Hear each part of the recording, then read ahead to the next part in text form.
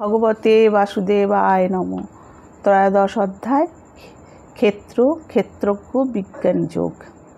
অর্জুন বলিলেন, হে কৃষ্ণ, প্রকৃতি ও পুরুষ কি? ক্ষেত্র ক্ষেত্রজ্ঞ জ্ঞান ও জ্ঞেয় এই পদার্থগুলি কি, তাহা আমি জানিতে ইচ্ছা করি। শ্রী ভগবান কহিলেন, হে অর্জুন, এই দেহকে ক্ষেত্র বলে। ইহা যিনি প্রকৃতপক্ষে জানেন, পণ্ডিতগণ তাহাকে ক্ষেত্রজ্ঞ বলেন।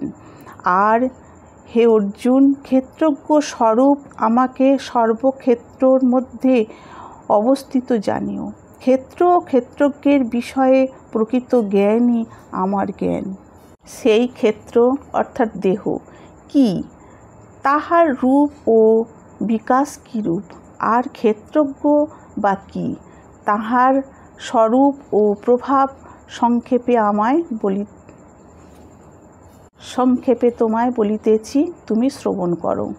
বেদ মন্ত্রে ও ছন্দে বহুভাবে বশিষ্ঠাদি ঋষিগণ এই ক্ষেত্র ক্ষেত্রজ্ঞ বিষয়ক জ্ঞান নিরূপণ করিয়া গিয়াছেন।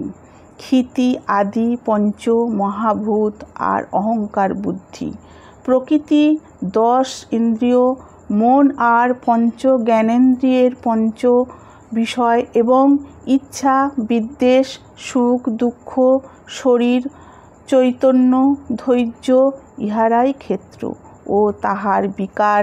ইহাই তোমাকে সংক্ষেপে বলিলাম। অভিমান শূন্যতা, দম্ভহীনতা, অহিংসা, ক্ষমা, সহনশীলতা, সরলতা, গুরুসেবা, দেহের ও মনের শুচিতা, মনকে সংযত করা, সকল বিষয়ে বৈরাগ্য, অহংকার না করা, জন্ম মৃত্যু জরা রোগ সুখ দুঃখ দেশ কিছুতে আসক্তি না করা, পুত্র স্ত্রী গৃহে অনাসক্তি, ইষ্ট অনিষ্টের ব্যাপারে সমচিত্ততা, একনিষ্ঠভাবে আমাতে ভক্তি করা, নির্জন স্থানে থাকা, লোকের মধ্যে থাকাতে অনাগ্রহ, আত্মতত্ত্ব ও মোক্ষ বিষয়ে সর্বদাই উপলব্ধি, এই সকলকে জ্ঞান বলে। আর ইহার বিপরীত হল তাহার অজ্ঞান বলিয়া বুঝিবে। জ্ঞেয় কাহাকে বলে, তাহা বলিতেছি। ইহা জানিতে পারিলে পরমানন্দ পাওয়া যায়। যিনি পরম ব্রহ্ম অনাদি, তিনি সৎ এবং অসৎ কিছুই নহেন।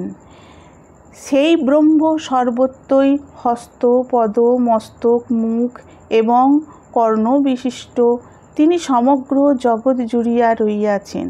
তাহার সকল ইন্দ্রিয় গুণের প্রকাশ, অথচ তিনিও ইন্দ্রিয় বিবর্জিত। তাহার সর্বত্র সম্বন্ধহীন, তবুও তিনি সকলকে ধারণ করিয়া আছেন। তিনি নির্গুণ, তবুও তিনি গুণহীন, অথচ সকল গুণের পালক। তিনি সর্বজীবের অন্তরে এবং বাহিরে আছেন। তিনি স্থাবর ও জঙ্গম রূপে জানেন। তিনি সূক্ষ্ম হইতে সূক্ষ্ম, তিনি কাছে থাকিয়াও দূরে আছেন বলিয়া মনে হয়। তিনি সর্বভূতে অবিভক্ত, অথচ অবিভক্তের ন্যায় স্থির আছেন। তিনি সর্বভূতকে ভরণ করেন, প্রলয়কালে গ্রাস করেন, সৃষ্টিকালে ভিন্ন ভিন্নভাবে প্রকাশিত হন এবং সকলেরই তিনি মূল কারণ। তিনি সকল জ্যোতির জ্যোতিশ্বর স্বরূপ। তিনি তমসার অতীত। তিনি জ্ঞান, আবার তিনি জ্ঞেয়। তিনি জ্ঞানগম্য। তিনি হৃদয়ের মধ্যস্থলে আছেন। আমি তোমাকে ক্ষেত্রজ্ঞান ও জ্ঞেয় বিষয়ে সংক্ষেপে বলিলাম। আমার ভক্ত সকল ইহার বিষয় জানিতে পারিলে মদ্ভাবস্থ হয়েন। প্রকৃতি ও পুরুষ উভয়কেই অনাদি বলিয়া জানিবে। গুণ ও বিকার উভয়ই প্রকৃতি হইতে জন্মে, তাহা জানিও। শরীর ও ইন্দ্রিয় উভয়ের যে কর্তৃত্ব, তাহার কারণ প্রকৃতি। আবার সুখ ও দুঃখের কারণ হইল ভোগ, তাহার হেতু হইল পুরুষ। পুরুষ প্রকৃতিতে থাকিয়া প্রকৃতি হইতে জাত সুখ ও দুঃখ আদি ভোগ করেন। পুরুষ ও গুণ সকলের সহিত যোগই তাহার সৎ বা অসৎ জন্মের কারণ।